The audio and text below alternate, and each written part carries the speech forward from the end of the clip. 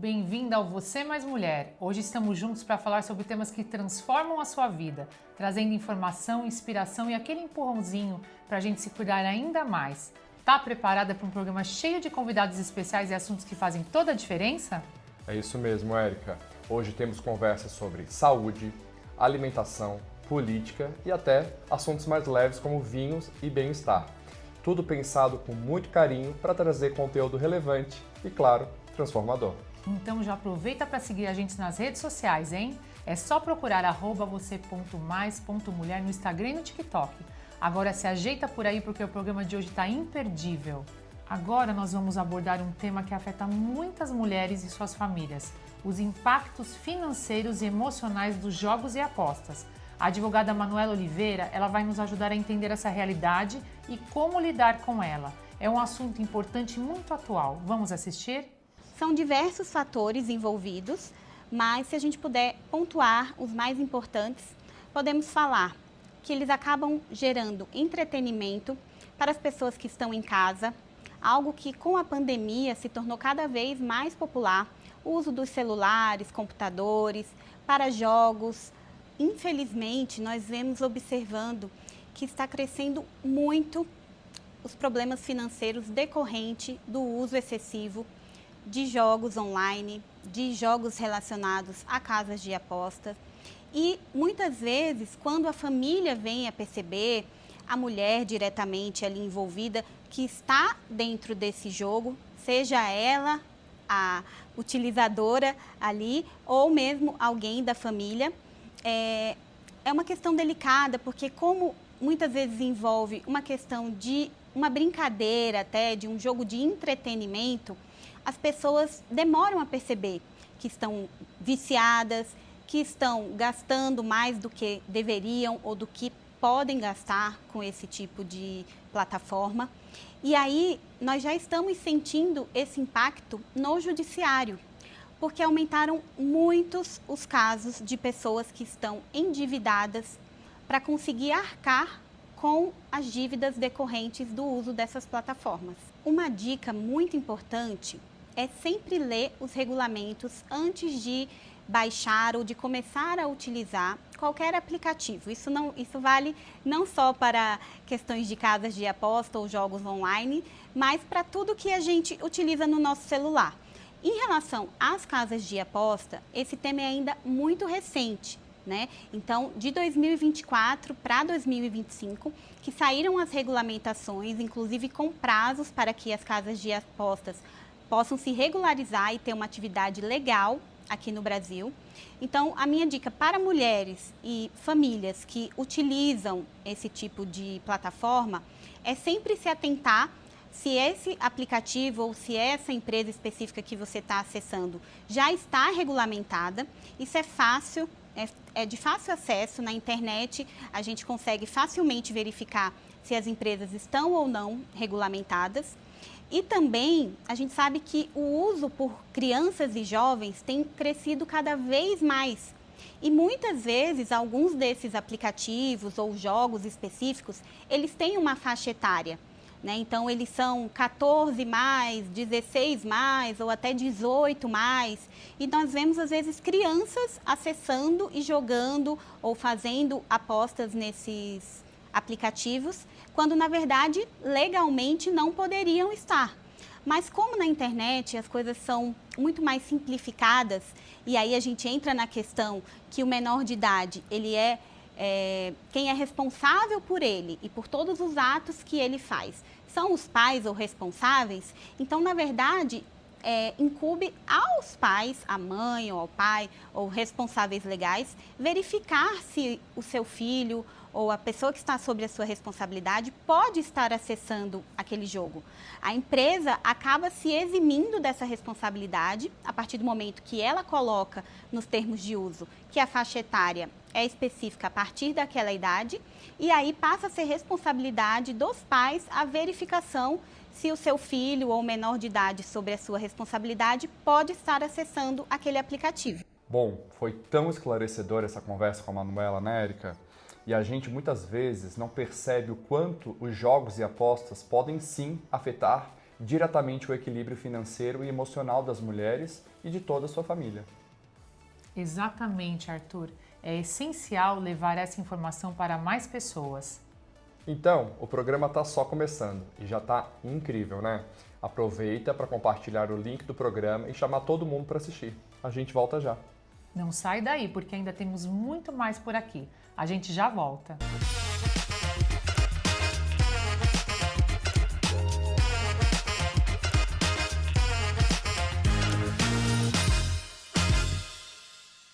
Últimas semanas para visitar a maior exposição de Lego do mundo.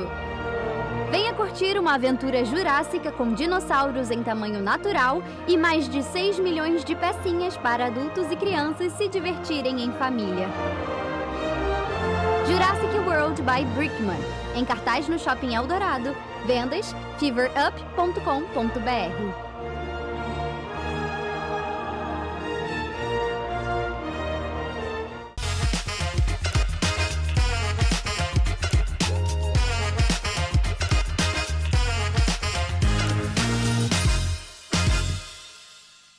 Quem aí de casa ama os vinhos?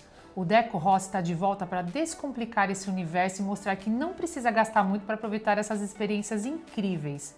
Ele vai compartilhar dicas super práticas e rótulos acessíveis que todo mundo vai amar. Fica com a gente! Olá, tudo bem? Sejam muito bem-vindos ao Você Mais Mulher. Hoje eu estou recebendo o Deco Rossi, que é especialista em vinhos, e ele veio tirar algumas dúvidas do pessoal de casa, que muita gente gosta de vinho, mas às vezes não sabe escolher.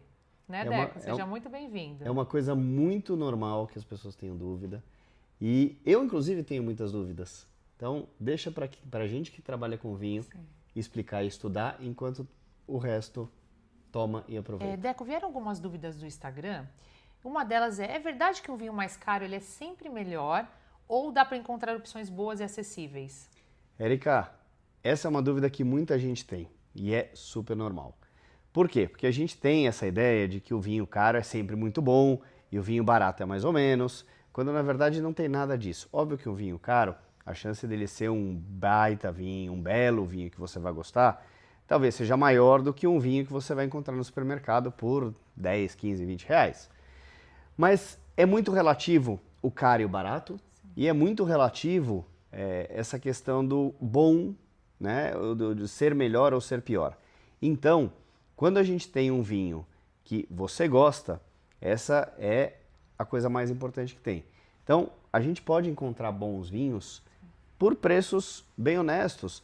Às vezes eles estão em promoção, às vezes eles não estão, mas a gente consegue ter bons achados, bons vinhos, por preços honestos. Então, essa coisa de que o vinho caro é sempre o melhor vinho, para mim, não existe e queria que vocês também tivessem muito isso na cabeça, porque isso é um dos mitos do mundo do vinho que acaba fazendo com que as pessoas não tomem vinho porque acham que eles vão precisar gastar muito, quando na verdade eles não precisam gastar muito se eles pesquisarem um pouquinho e souberem o que eles gostam. Existem truques ou dicas para harmonizar vinhos com comidas do dia a dia, como pizza, churrasco, sem complicar muito? Érica, harmonização de vinho e comida é uma arte. Sim. É muito difícil harmonizar porque é muito pessoal. Então, quando você tem uma harmonização bem feita, é aquela harmonização que para você ela ficou boa. Às vezes, tecnicamente, uma harmonização não é a melhor possível, mas é aquela harmonização que você está com vontade de fazer naquele momento. Sim. E é a harmonização que ficou uma maravilha naquele momento para você. Mesmo que a comida e o vinho, tecnicamente, não combinem muito. Então, a primeira dica que eu dou para ter boas harmonizações, e aí eu explico um pouquinho o conceito de harmonização, que é você harmonizar, você equilibrar. Então, fazer com que vinho e comida tenham o mesmo peso e te provoquem sensações parecidas na boca e que eles juntos enalteçam o valor um do outro. Então, o vinho vai enaltecer o valor, a comida e a comida vai enaltecer o vinho. Isso posto, a gente pode ter algumas diquinhas que são essenciais para uma boa harmonização. A primeira é vinhos leves com pratos mais leves, e aí aquela velha história do peixe com vinho branco, carne com vinho tinto. que não é sempre que funciona, mas na maioria das vezes acaba funcionando. A outra coisa que é muito importante é você sempre procurar, quando você tem pratos gordurosos, você procurar vinhos com boa acidez. E aí boa acidez a gente vai ter em vinhos brancos, na maioria das vezes, em vinhos rosés, em espumantes, em alguns dos vinhos tintos. Então, por quê? Porque a acidez, ela deixa uma sensação de frescura na boca, dá uma sensação de limpeza que acaba limpando um pouco da gordura que você tem na boca. Então, a acidez com gordura é uma coisa que funciona bem. A questão do corpo também. E a outra dica que eu costumo dar é quando você tem pratos muito temperados, muito intensos em tempero e em sabor, que você procure vinhos com bastante intensidade aromática e bastante intensidade de sabor. Porque senão o vinho ele pode ficar muito sem graça se o prato for muito intenso e o vinho não. Sim. E o prato pode ficar muito sem graça se o vinho for muito intenso, mas o prato não. Então é uma coisa que a gente precisa procurar às vezes sensações parecidas e de vez em quando procurar até sensações opostas para que eles se complementem. Teco, para quem está começando a explorar o mundo dos vinhos, qual é o erro mais comum que você acha que as pessoas cometem a escolher um rótulo? Érica, essa é uma pergunta que tem muitas respostas. Eu vou citar aqui alguns erros que, na minha opinião, são erros. E o primeiro é sempre procurar rótulos premiados. Então eu vou procurar rótulos premiados, rótulos pontuados, porque são rótulos aí que eu posso impressionar. Então esse vinho tirou 90 pontos, 92, 95 pontos. Quando na verdade não necessariamente quem pontuou esses vinhos tem o mesmo gosto que o seu. Sim. Então nem sempre o vinho pontuado ele é o melhor para você. Então o primeiro erro que eu acho que muita gente comete é sempre ir atrás de vinhos pontuados porque acha que isso é uma segurança. Tudo bem, isso acaba sendo uma chancela para o vinho, mas não necessariamente você vai gostar do vinho. E isso as pessoas às vezes se decepcionam, porque nossa, mas esse vinho aqui, ele tirou 99 pontos, eu não gostei. Sim.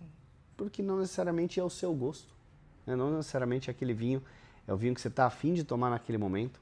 Então, esse é um erro comum que as pessoas cometem. O outro é sempre se manter no mesmo vinho, né? Então, eu gostei desse vinho, eu vou continuar bebendo esse vinho. O mundo dos vinhos, ele é infinito, ele não tem fim, ele é infindável. E é um pecado uma pessoa pegar e ficar sempre no mesmo vinho. Eu tomo sempre só esse vinho porque eu gostei, eu não vou arriscar outros. Acho que a pessoa tem que ter, de repente, mais do vinho que gostou, ou que está acostumado, mas uma das grandes graças do mundo dos vinhos é você experimentar, é você sair da caixinha, é você arriscar, porque se não der certo é uma garrafa, né? E aí você troca, vai para outra depois, e só assim você vai ampliar também o teu gosto, o teu conhecimento, as tuas experiências, porque cada vinho vai trazer uma experiência para você. E isso é, para mim, um dos principais pilares do mundo do vinho, né?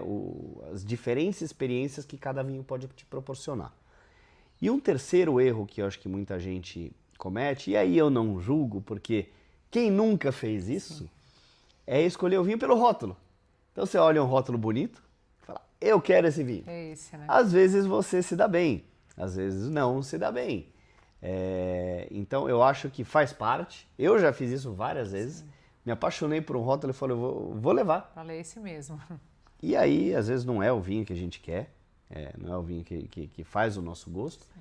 E eu acho que isso faz parte, por isso que eu falei no começo, não vou julgar. Mas a gente precisa tomar cuidado em não fazer isto sempre, né? Então, lembrar disso, que pontuação e premiação não garante que o vinho seja bom ou que você vai gostar do vinho. Abrir um pouco a cabeça e não ficar sempre naquele vinho, aquele mesmo vinho, naquela mesma batida. E não escolher sempre um vinho pelo rótulo. De vez em quando é até legal você fazer isso. Mas tem que diversificar um pouquinho e não fazer isso sempre. Certo. Deco, para finalizar, como nós estamos no verão, quais são as dicas que você daria de 3 vinhos mais leves, que são incríveis, que cabem no bolso das pessoas e que vai ter uma experiência incrível? Então vamos lá. Tem milhões de rótulos no Brasil. Né? Então eu acho que seria até irresponsável da minha parte fazer indicação de 3 rótulos específicos. Então eu vou dar 3 uvas com características diferentes, porque daí fica mais fácil das pessoas irem atrás de um vinho com aquela uva, sabendo um pouco da característica de cada uma delas. Então a primeira uva que eu acho que o brasileiro deveria conhecer muito mais é uma uva argentina, e é uma uva argentina de fato, chama-se Torrontés. Torrontés é uma uva bem leve, muito aromática, que dá vinhos que eu chamo de vinho de piscina, com uma acidez legal, bem levinho, muito floral, muito aromático, e é um vinho muito versátil, que você pode tomar numa taça na beira da piscina, ou pode tomar num aperitivo, ou comendo alguma coisinha bem leve. Então, uva Torrontés é uma uva bem legal. Aí, para uma uva que é um pouquinho mais complexa, mas também bastante aromática, que é uma uva alemã, chamada Riesling. É uma das minhas paixões. Riesling é uma uva que eu adoro. Muita gente tem preconceito, porque o vinho alemão lá atrás, né, na década de 90, mais ou menos, teve a invasão daquele vinho alemão, o vinho da garrafa azul, o Liebfraumilch, que foi um dos primeiros vinhos que veio nessa onda de importação, né, que foi pós-plano Collor e tudo mais, e que era um vinho que muita gente começou a beber com aquele vinho, que dava um vinho, uma dor de cabeça no dia seguinte, mas não pelo vinho, era pela quantidade, porque muita gente acabava bebendo muito, porque ele era meio adocicado e tudo mais.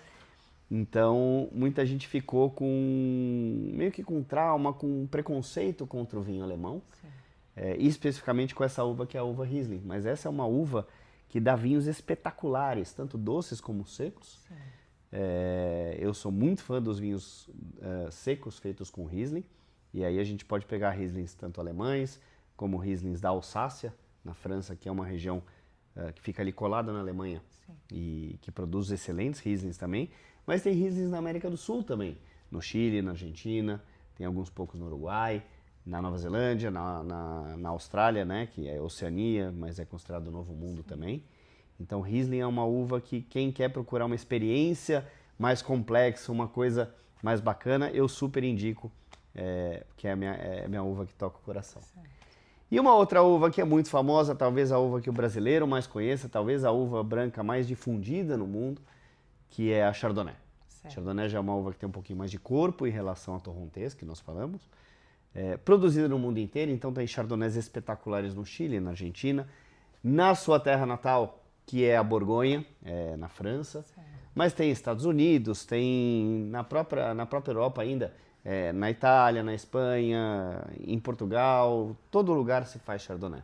Então você pode pegar Chardonnays que tenham passagem por barrica, que vão ser um pouco mais encorpados, Chardonnays mais frescos, sem passagem por barrica. Então a gente consegue achar uma gama de Chardonnays, dos baratos aos caros, dos simples aos complexos. Então eu costumo dizer que o Chardonnay, para quem quer um vinho branco, quase nunca tem erro. Então, três dicas de uvas bacanas, com perfis bem diferentes. Torrontés, um vinho mais levinho, vinho de piscina para aperitivo. O Riesling, um vinho com mais complexidade que acompanha bem a comida. E o Chardonnay, que você pode ir do mais leve para o mais encorpado, do mais simples para o mais complexo, que você vai ter uma gama de vinhos bem variada e bem legal. Agora a gente conseguiu entender um pouco mais sobre o mundo dos vinhos. Espero que vocês aí de casa tenham gostado. Deco, você é sempre muito bem-vindo a Você Mais Mulher. Muito obrigada pela entrevista, pelos esclarecimentos e até a próxima. Obrigado, Érica, pelo convite de novo e até a próxima. Bons vinhos para todo mundo. Eu adorei essa conversa com o Deco, Érica, e ele sempre consegue trazer o mundo dos vinhos de uma forma leve e acessível. Agora, ninguém tem mais desculpa de não poder aproveitar um bom vinho no final do dia. Isso mesmo, Arthur. É um tema que une prazer e aprendizado. E para você aí de casa, que tal testar as dicas do Deco e depois contar pra gente aqui nas redes sociais? Tá gostando do programa? Então aproveita para nos seguir nas redes sociais. Lá tem bastidores, dicas e tudo o que acontece por aqui. É só procurar por @VocêMaisMulher. Voltamos já com mais temas inspiradores e convidados incríveis. Não sai daí, porque o próximo bloco tá imperdível.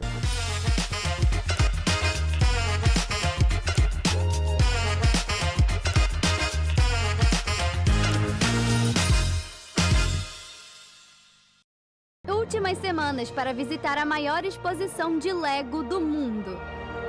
Venha curtir uma aventura jurássica com dinossauros em tamanho natural e mais de 6 milhões de pecinhas para adultos e crianças se divertirem em família. Jurassic World by Brickman, em cartaz no Shopping Eldorado. Vendas feverup.com.br.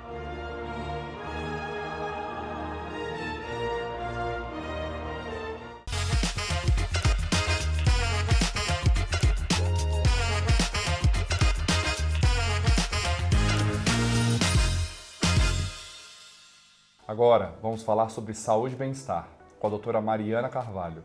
Ela traz estratégias práticas e personalizadas para termos uma vida equilibrada e com mais autocuidado. Um tema fundamental para quem busca viver de forma mais plena e consciente. Vamos conferir? Hoje eu estou com a doutora Mariana Carvalho, que é geriatra e nutróloga. Seja muito bem-vinda. Muito obrigada pelo convite. É um prazer estar aqui. Doutora, fala pra gente um pouco sobre a sua trajetória. A minha trajetória é algo um pouco peculiar. Eu venho de uma família de médicos, meu pai era médico, e eu fiz medicina porque sempre me espelhei nele. E eu queria muito essa coisa do salvar vidas. Certo. Então eu formei, fiz clínica médica. Logo depois da clínica médica, trabalhei muito com UTI, resolvi fazer nutrologia para mim, que eu sempre fui do esporte. Sim. Mas o meu pai faleceu em 2019 numa UTI. Foi quando eu virei a chave. Minha mãe teve câncer, meu pai faleceu. Então eu queria saber como viver mais Sim. e melhor, como ter mais saúde. Então eu pensei, se eu estudar geriatria, que é o processo do envelhecimento, e juntar com a nutrologia, eu vou entender melhor sobre o processo de envelhecimento saudável. Certo. Doutora, na sua visão, como é o equilíbrio entre nutrição e a saúde mental, ela impacta no bem-estar das pessoas? Então, a nutrição, ela é a base de tudo. Hipócrates já falava isso, né? Certo. Então, que o seu alimento seja o seu remédio. E eu acho que hoje, quando você se torna saudável, as pessoas até já estranham. Falam assim, ai, mas você tá muito bitolado e Sim, tudo mais. verdade. Virou o contrário. Quando a saúde, ela é a base de tudo. Então, o que você coloca no seu intestino não é bem... É o que você vai absorver. Então, são vitaminas, fontes de nutrientes. Então, isso vai trabalhar não só a sua saúde mental como um todo, mas a sua saúde, longevidade. Certo. Nós tivemos várias perguntas no Instagram e uma delas é: quais são os principais desafios que você encontra ao orientar pacientes em suas mudanças de estilo de vida? Que isso é bem difícil, né? Essa mudança de estilo de vida. Eu acabei, inclusive, estava conversando contigo, eu acabei de voltar de um congresso de longevidade em Las Vegas. Certo. E o autor do livro, o Peter Attia, que é o do Outlive, ficou muito famoso. Ele falou que as pessoas procuram uma bala de prata. Então, ele quer um remédio Sim. que vai mudar toda a saúde quando você não faz o básico. Então, o mais difícil de trabalhar com estilo de vida é a mudança de hábito. E hábitos saudáveis, eles têm a ver com o seu dia a dia, então com o seu relacionamento com a comida, com a atividade física, com o sono, não só com isso, mas o seu meio social que vai influenciar também. Então, quando eu te peço, muda de estilo de vida, às vezes eu tô mexendo com coisas que vão além. Eu tô mexendo com o teu casamento, porque às vezes é um momento que você vai beber e sair com seu marido. Sim. Eu tô mexendo com seus amigos, eu tô mexendo com várias outras coisas. Então, a base disso é complicada. Certo. Essa é a maior dificuldade. Mas eu acho que no dia a dia, até para quem está em casa, se você vai mudando aos poucos, o teu próprio organismo acostuma, não é isso, doutora? Com certeza. Tem até aquele livro que são Os Hábitos Atômicos. Sim. Ele fala muito sobre isso. E eu acho que mudar de estilo de vida, esses livros que a gente encontra, eles vão ajudar bastante. E ele fala que pequenas mudanças, no final, eles vão te levar para um caminho completamente diferente. Né? Isso para a qualidade de Então, vida. assim, um paciente que não treina, eu falo, treina uma vez por semana. Certo. Começou, deu certo? Então treina 2. Eu bebia quase todo dia. Então tá bom, vamos combinar? Vamos beber só 3 vezes? Porque se você chega para um paciente que tem um estilo de vida completamente não saudável. Fala assim, a Certo. partir de hoje, você vai treinar 5 vezes por semana, você vai dormir às 10 da noite, você vai comer só comida não industrializada, ela nunca mais vai voltar. Não, Eu é também não tudo que- voltaria, não vou mentir. Tudo que é muito, acho que muito radical. É. Eu acho que você tem, até para as pessoas de casa que têm dificuldade, você tem que começar aos poucos, não é verdade? Até o organismo ir acostumando, não é isso? Total, e assim, a base da consulta, eu falo assim, a vida, ela não é linear, não é Sim. constante. Então, às vezes, eu tô no mês que eu consigo fazer tudo. Certo. Então, eu consigo me alimentar bem, eu consigo dormir direito, eu consigo fazer tudo certo. É um conjunto, É um né, doutora conjunto. Mariana? Então, Isso. assim, você volta no retorno, que você fez tudo isso, ganha estrelinha. Só que você fica com medo de ir no retorno naquele mês que seu filho adoeceu, Sim. que seu familiar foi para o hospital, que você não conseguiu fazer tudo. Mas a vida é isso. Se ela fosse linear, seria muito fácil. Sim, O verdade. importante é que, assim, deu tudo errado, amanhã você tenta de novo. É verdade. Não desiste. Porque eu acho que tudo é a força de vontade, não é isso? E assim, a motivação, ela te faz sair do sofá. Sim. Então, a constância, ela te faz continuar e tentar de novo. Então, não ter medo do fracasso. A gente vai fracassar. Eu acabei de viajar, tive um jet lag horrível, passei 2 dias sem treinar. Isso não é meu comum. Poderia falar assim, já que eu não tô treinando, Sim. vou continuar. Beleza, no 3º dia eu fui lá, passei 20 minutos na academia. Recomecei.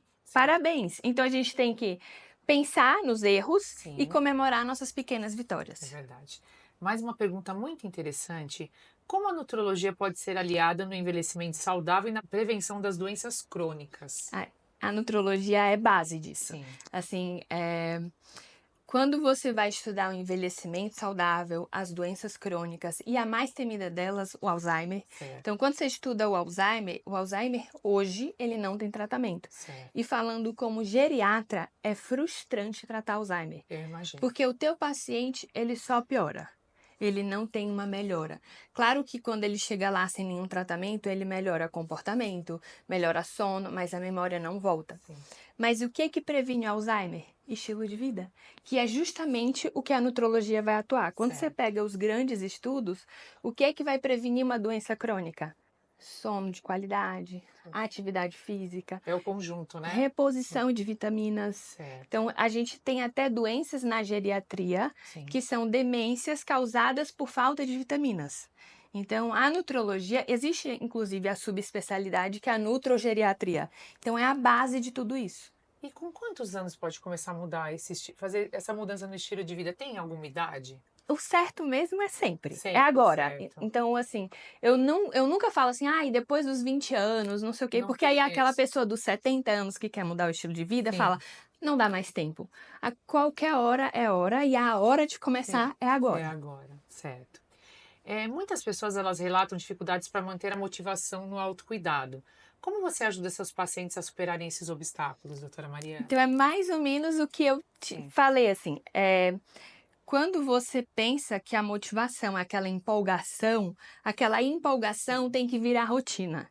Então, o que eu falo muito para os meus pacientes? Quando você vai escovar os dentes, você não pensa, você tem que escovar os dentes.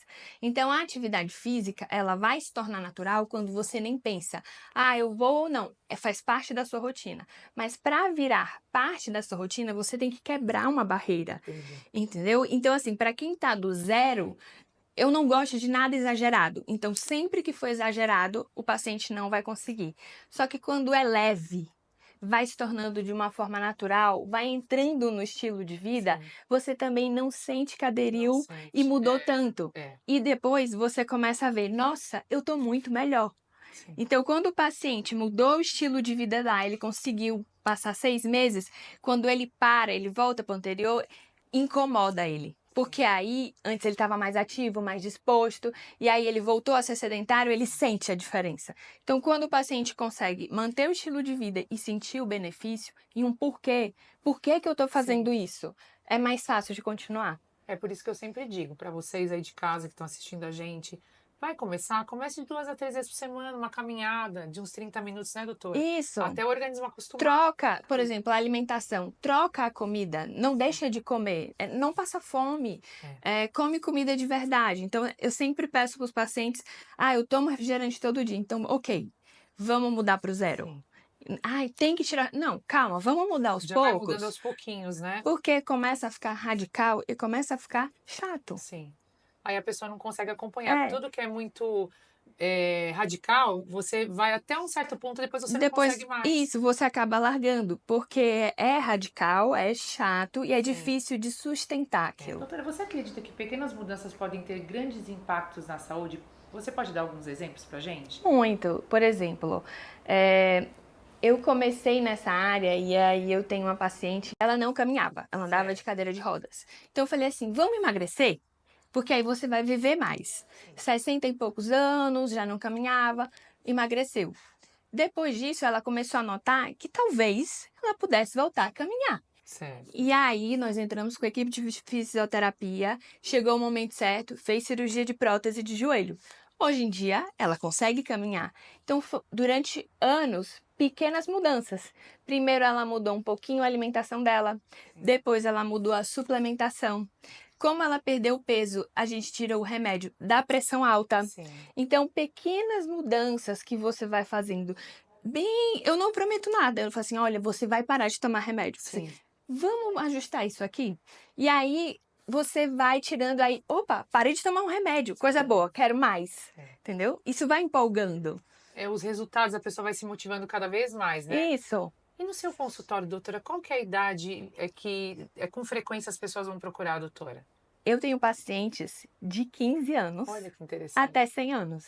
É interessante, porque assim, você começa a cuidar, por exemplo, da mãe. Aí a mãe traz o filho. Sim. Aí a mãe e o filho melhoram e eles acham que o avô e a avó também precisam. Sim. Então, começa a virar um ciclo do bem-estar, entendeu? Ou então, às vezes, eu trato a mãe, assim. Aí ela fala assim, esse manipulado, posso dar à noite pro meu marido? Porque ele tá tomando o remédio de dormir? Aí eu falo, esse remédio de dormir pode causar esquecimento.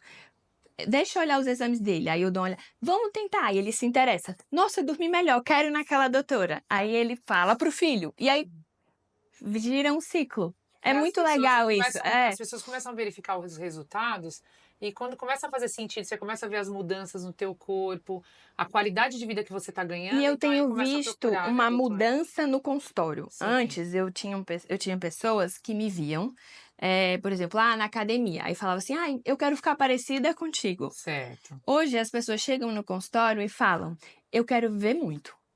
Eu quero viver muito e quero viver bem. As pessoas estão vivendo mais, né, doutora Mariana? Elas estão vivendo mais, elas vão viver mais.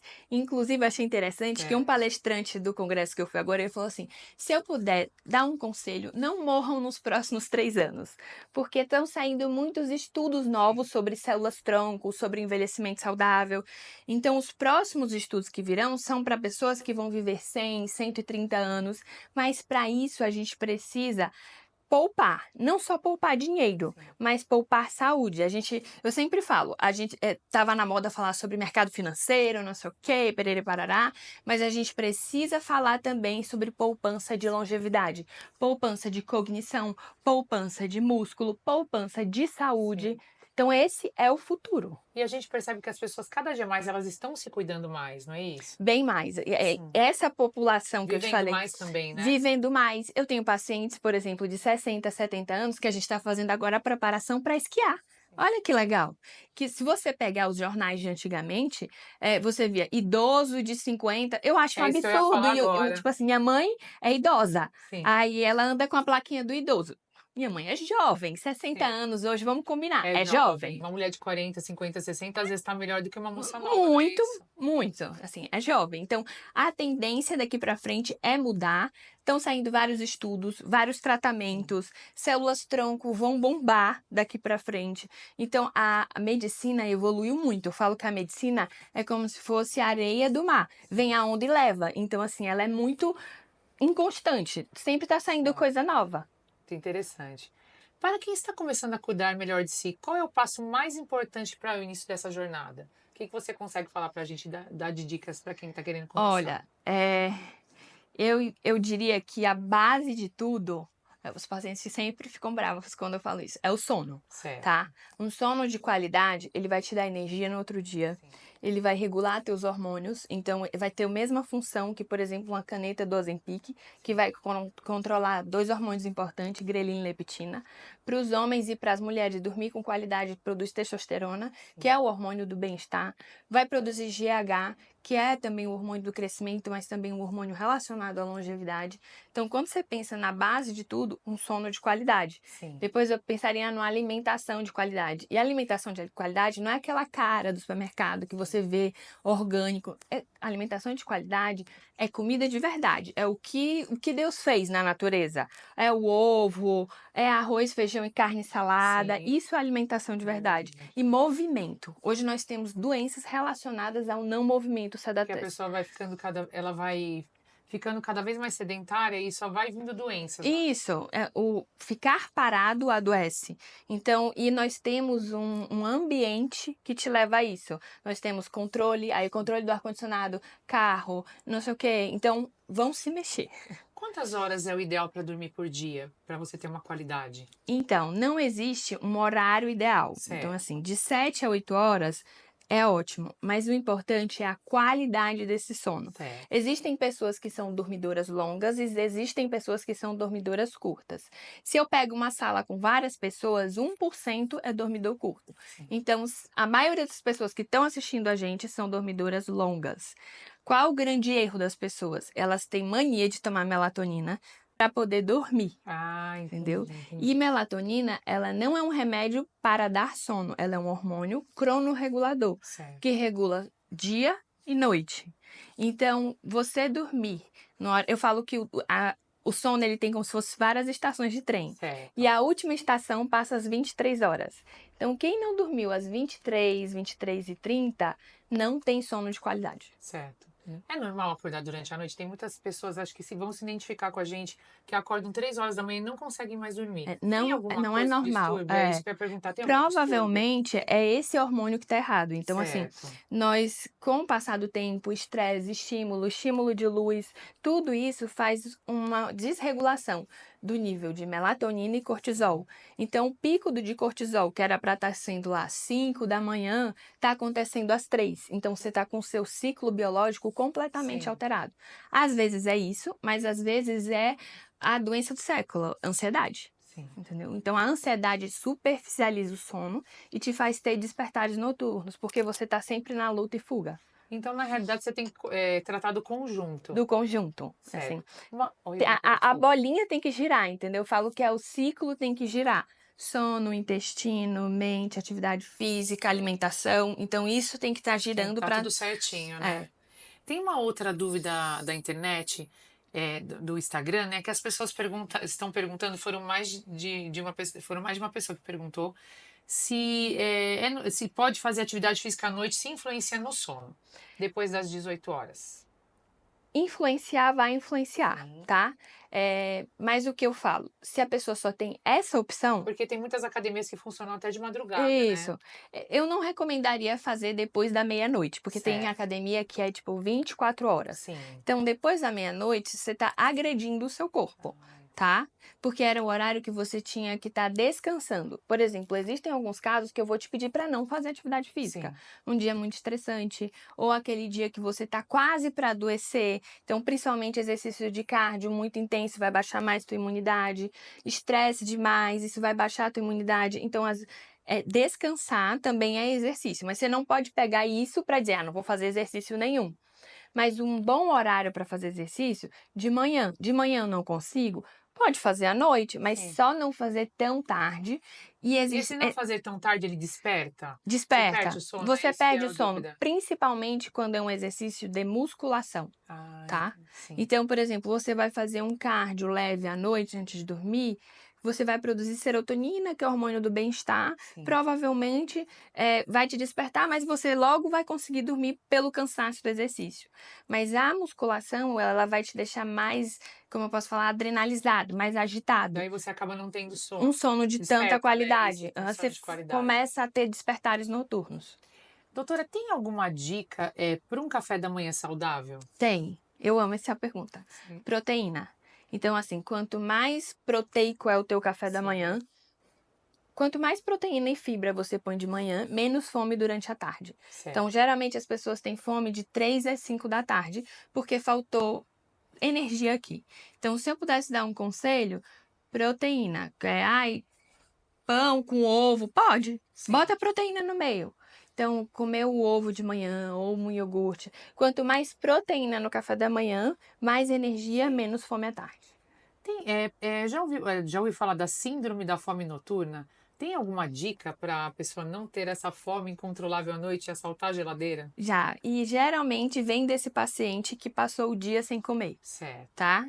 Então, assim, a gente trabalha com quilocalorias. Então, caloria é energia. Sim. Então, sinapse é energia, movimento é energia, tudo é baseado em energia. Você come para ter energia. Sim. Então, quando você passa vários períodos do dia sem dar energia, o teu corpo pede no final do dia energia. E se você perceber, esse síndrome do comer noturno é sempre por carboidrato, porque é o tipo de energia mais fácil. A pessoa chega com aquela fome e acaba comendo besteira, né? Isso, quando o teu organismo é inteligente, Sim. quando você vê um prato de alface, ele sabe que aquilo dá trabalho. E, por exemplo, o alface, ele é mais difícil de digerir, ele gasta energia para ser Certo. digerido. Quando você coloca um copo de suco ou uma tapioca na boca, não tô falando que não pode, mas quando você coloca, começa a absorver desde a boca, é muito mais fácil, é um carboidrato simples. Então é ótimo como pré-treino, por exemplo. Então, o teu organismo, ele inconscientemente vai pedir um brigadeiro, uma massa, porque absorve rápido e é fonte energética rápida. É mais rápida. Uhum. Tem alguma dica de alimentação para a noite? Comidas mais leves, Certo. tá? Então, quando você começa a organizar tudo isso, quando você começa a comer mais proteína, fibra no café da manhã, proteína, fibra à tarde, no almoço, à noite você precisa comer mais leve. E foi uma coisa que foi muito batida nesse congresso, não comer carne vermelha à noite.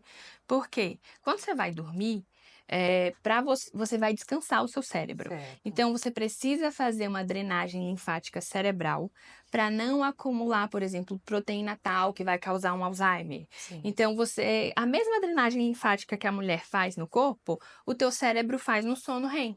Mas para isso, o sangue tem que estar lá. Quando você come uma comida mais pesada, vou te dar um exemplo, uma picanha com farofa, arroz, feijão e já foi dormir, A digestão é mais é lenta. Sim. Então, o teu corpo vai demorar umas 5 horas para digerir. Certo. Então, metade do sangue vai ficar no intestino, metade do sangue vai ficar no cérebro. Tu nem dormiu e descansou e reparou o teu cérebro, como também não digeriu a comida. Naquele outro dia, tu acorda com aquela ressaca, aquele gosto de comida na boca. Já fica com aquele gosto salgado na boca, né? Acho que muita gente deve estar se E identificando. uma ressaca porque você não descansou. Tá cheio de toxina no cérebro. Então, o que eu como à noite? Um peixe, se for comer salada, cozida, porque ela já fez metade do processo do intestino. Então, à noite é sempre uma coisa mais leve e longe da hora de dormir. Certo. Doutora, tem alguma dica, alguma coisa, alguma mensagem que a doutora gostaria de deixar para quem está querendo começar uma dieta? Sempre devagar. Devagar e sempre. Eu sempre falo para as pessoas, vai ter o dia que você tá mais cansado, que você vai pensar o eu mereço, vai comer, não vai treinar, mas amanhã é outro dia. E aí você vai continuar tentando. E eu acho que esse é o principal, fundamental. Não existe uma dieta da moda que vai te emagrecer mais que a outra. Toda exceção, todo exagero, ele vai te gerar uma compulsão. Não existe milagre, na realidade. Não existe milagre. Sim. Então, em pequenos passos, você vai longe. E aí, quando você vai fazendo, teu organismo vai acostumando. Vai acostumando tanto que você vai sentir falta depois. Para vocês que ficaram com a gente até agora, muito obrigada. Se tiver algum assunto, alguma dúvida que vocês quiserem deixar para a doutora Mariana, deixa aqui no nosso Instagram e nos sigam no @você.mais.mulher. Até a próxima. Que conversa enriquecedora com a doutora Mariana, não é, Arthur? É incrível como pequenas mudanças no dia a dia podem fazer uma grande diferença na nossa qualidade de vida. Com certeza, Érica. O autocuidado não é um luxo, mas uma necessidade. E as dicas da doutora Mariana foram tão acessíveis e práticas que dá vontade de começar agora mesmo. Esse é um tema que merece toda a nossa atenção. O delegado Luiz Fabiano ele vem conversar sobre como identificar sinais de violência contra a mulher e os caminhos para buscar ajuda. É uma conversa importante que pode salvar vidas. Não perca. Importante frisar que as mulheres hoje têm uma informação, né, como a informação já é descentralizada, elas costumam ter essa informação pela internet, por rede social, e elas começam a entender que ela está com uma autoestima abalada, está havendo isolamento social, depressão, ansiedade. Ela começa a se perceber que ela está muito diferente e procura ajuda. Essa ajuda, seja uma ajuda psicossocial, ajuda através de um psicólogo, de uma ONG, ou mesmo até uma ajuda religiosa, a mulher ela consegue descobrir que ela está vivendo um relacionamento abusivo, um relacionamento tóxico que caracteriza uma violência doméstica, aí sim procura a polícia. O fato dela procurar a polícia, né, é onde o delegado pode efetivamente registrar um boletim de ocorrência. Importante frisar que hoje o boletim de ocorrência para numa denúncia de violência doméstica não necessariamente precisa ser de forma presencial na delegacia, seja a delegacia da mulher ou num plantão policial mais próximo de sua residência, mas pode ser feito pela internet, né, inclusive pedindo medida protetiva. Hoje a Polícia Civil tem site, né, www.policiacivil.sp.gov.br ou na delegacia eletrônica, @delegacia-eletrônica/policiacivil.sp.gov.br, onde você pode registrar o seu boletim de ocorrência, denunciar o seu algoz, inclusive pedir medida protetiva. O delegado tem 48 horas para validar esse boletim de ocorrência. E a medida protetiva, quando é encaminhada ao juiz, o juiz tem outros 48 horas para que seja feita a validação, o deferimento ou não dessa medida protetiva, prazo contado em horas, porque às vezes a mulher faz um registro numa sexta-noite, o juiz não vai tomar ciência só na segunda. Então são 48 horas contado a partir do momento da feitura do boletim de ocorrência. O delegado 48 horas e o juiz em horas outras 48 para validar ou não deferir essa medida protetiva, onde em regra é o afastamento do agressor do lar. Esse ciclo de violência que a mulher costuma viver, né? Ora ele está agredindo, a hora ele está xingando, humilhando, ofendendo ela. Às vezes, a hora que ela percebe que ela vai sair, que esse abusador vai perder a sua vítima, ele passa a acariciá-la, agradá-la de alguma maneira. Então, essa relação tóxica e abusiva, ela realmente é cíclica. A mulher precisa romper isso, né? Muitas vezes ela precisa de ajuda,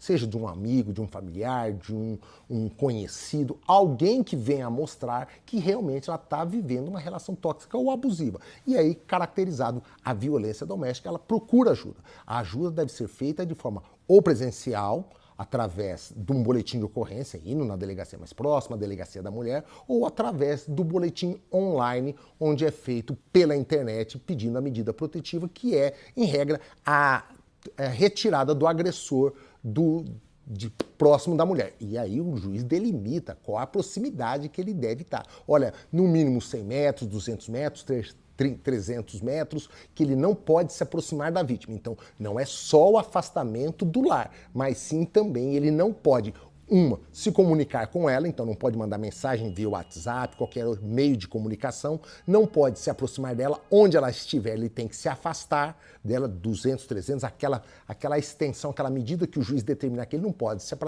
aproximar. Às vezes o juiz, inclusive, determina até que ele coloca ali uma tornozeleira eletrônica para que seja realmente mantida essa distância entre o agressor e a vítima. A mulher precisa romper essa barreira com o seu algoz, né? Realmente criar coragem, né? O acolhimento dessa mulher precisa ser feito ou pelo Estado ou por organizações não governamentais, né? A própria lei da violência doméstica, ela colocou como o Estado pode fornecer o pagamento de um aluguel, de um valor para que ela venha a morar, a alugar alguma coisa no máximo de 6 meses.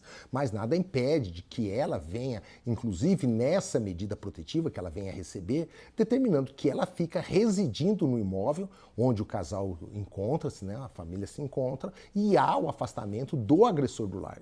Aí sim poderia imputar a ele o pagamento de uma pensão alimentícia aos filhos, caso haja filhos em comum, ou mesmo o afastamento dele. Nessa vara da violência doméstica, a mulher pode trazer o divórcio, a separação dela, e realmente ela precisa efetivamente romper esse laço com seu algoz, né? Aí é a coragem, o acolhimento, seja de familiares, amigos, né? Até questões religiosas, se ela tiver um padre, eu não sei qual a religião que ela segue, que ela profana a fé dela, pode ajudar nesse auxílio para ela poder se libertar.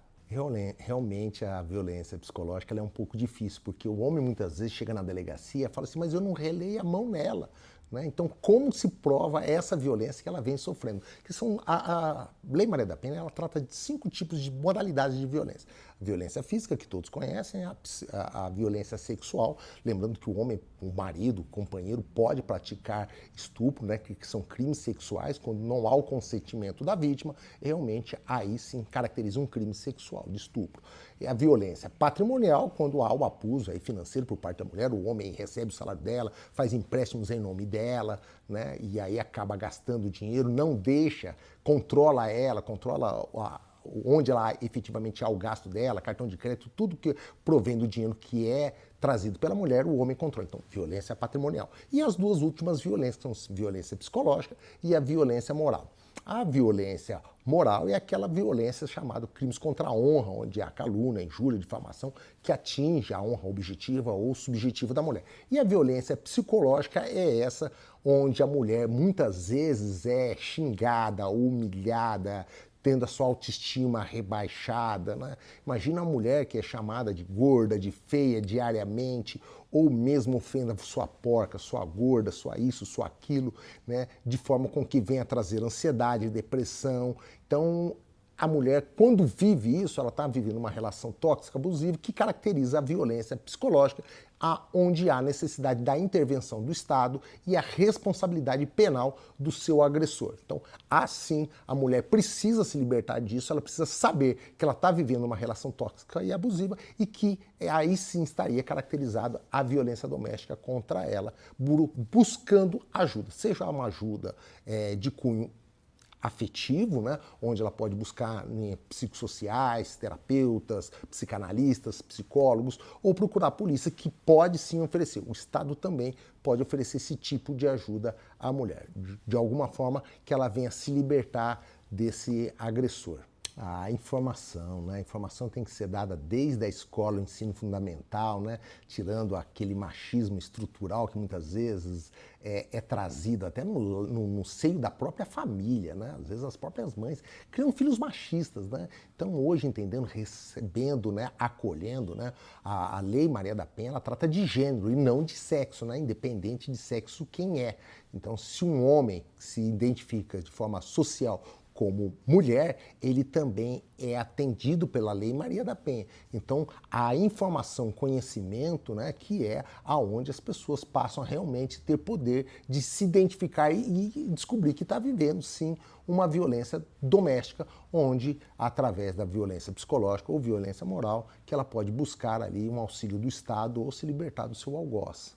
Eu agradeço o convite, né, de participar no Você Mais Mulher e gostaria de deixar aí aos telespectadores, os netespectadores, para caso queiram mais alguma informação, algum esclarecimento, as minhas redes sociais, Delegado Luiz Fabiano, tanto no Facebook quanto no Instagram, e levantar. Saiba que você, mulher, pode sim se libertar do seu algoz e tem medidas, inclusive pelo próprio celular, você pode sair disso. Lembrando, Delegacia Defesa da Mulher ou a Delegacia Eletrônica é 24 horas aberta. O delegado Luiz Fabiano trouxe um alerta muito necessário.